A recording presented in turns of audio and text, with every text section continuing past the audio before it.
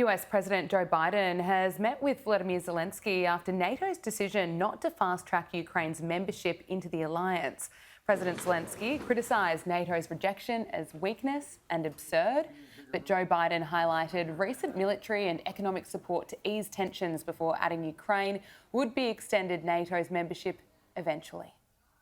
I hope we finally have put to bed the notion about whether or not Ukraine is welcome in NATO. It's going to happen. You're all moving in the right direction. I think it's just a matter of getting by the next few months here. NATO chief Jens Stoltenberg also told Ukraine it will be extended an invitation, but only when conditions suit. Joining us live now is Peter Dean, Director of Foreign Policy and Defence at the United States Study Centre. Thank you so much for your time this morning. Realistically, what time frame are we looking at when it comes to Ukraine joining NATO? Well, I think that's unknown at the moment. And I think the key thing is the fact that Ukraine is involved in a war with Russia. And we know that NATO consists of an Article 5 for all the members that if one country is at war, thus all other members of the NATO alliance are at war. So I think you're in a very difficult position to bring Ukraine into NATO during a conflict. I think the other thing that potentially that President Biden and the other NATO members are looking at is the bargaining chip that this could have when we eventually get to some type of peace discussions or peace settlement that might have to happen between Ukraine and Russia. So there's a long way to go. So I think this is a really important piece of signalling about the openness of NATO towards the expansion to include Ukraine. And we've seen Sweden and Norway obviously join recently. But they're in a very different position to Ukraine because Ukraine's in a shooting war with Russia. Yeah. So really I heard someone the other day say, well, it's all about deterrence. Well, if it's all about deterrence, deterrence fails once you're in a conflict. So if you entered NATO into this conflict directly, which is something they've been directly trying to avoid with Russia. So this is more about managing, I think, what will happen in the post-conflict environment with Russia and Ukraine and the shape of the European strategic landscape once there is some type of outcome. So this war could go on for a lot longer. In Ukraine, we don't know what that outcome is going to be, but it will end through a political process. War is a continuation of politics. There has to be a political outcome to this. And I think the membership of Ukraine into NATO is very much wrapped up about the potentialities of how this conflict may eventually end in some way, shape or form. What's your assessment of Zelensky and Joe Biden's meeting, especially after Zelensky criticised NATO's rejection as a weakness and absurd? Oh, look, I think each of them are looking after their own particular interests. The Ukrainian leader has done a fantastic job. He's a wonderful strategic communicator. And what he's doing is fighting a war for existential survival of his country. He's putting it all on the line and he's not going to hold back. And I think that's a very different circumstantial situation than when you have world leaders who are meeting in times of peace or even strategic competition. So Zelensky is going to be very forward-leaning. We've seen his ambassador here in Australia, Vasyl Monoshenchenko, has done a fantastic job of being an advocate, as he should, because that's his job. And that's, the leader, Zelensky's job as the leader of Ukraine. So he'll continue to push. And of course, President Biden's and the NATO's position is also about protecting their interests. So this is a matter of balancing the different interests.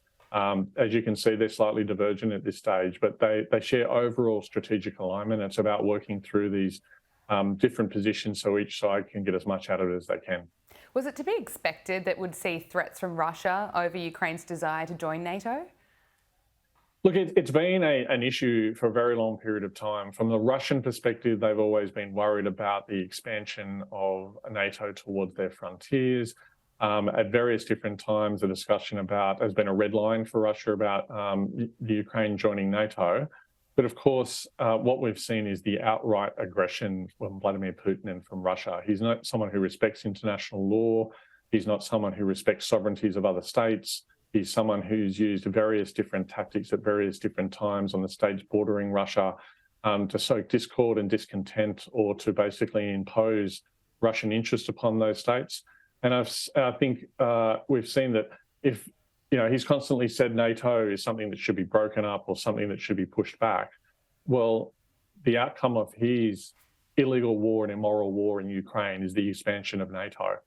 And what we're seeing now is a greater emphasis on collective defence amongst the European countries and the expansion of NATO to include these countries. So it's been a real rejection of the Vladimir Putin thesis and Russian approach. And we've seen that basically only by that collective action can we really get that resistance against Russia and autocratic leaders like Vladimir Putin.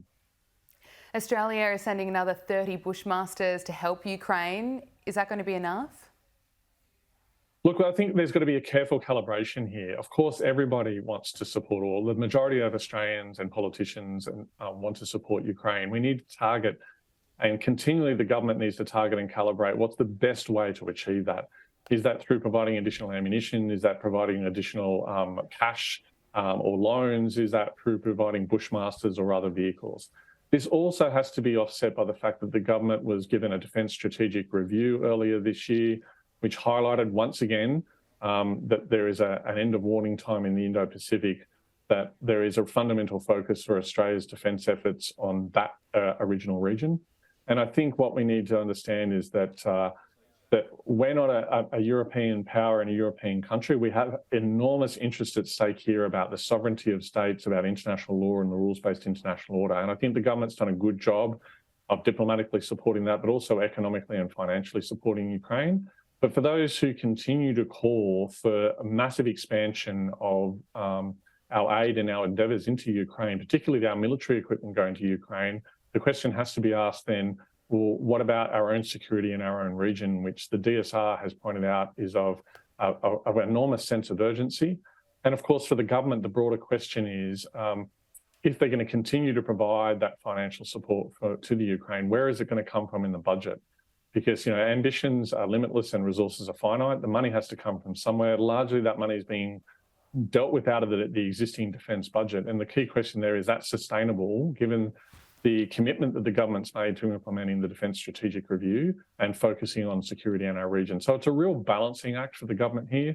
As I said, it's critically important that we support Ukraine.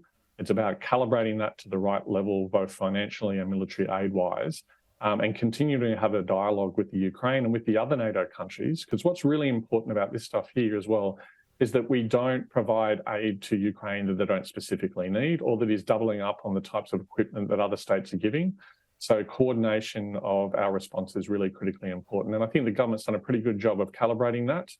And the question we all have to ask, if we want to give more to Ukraine, where is that going to come from, either within the federal budget or from within the defence portfolio, when there are so many other pressures that we need to manage now and into the future in our region? Peter Dean, we have to leave it there. Thanks so much for your time. My pleasure. Thank you very much.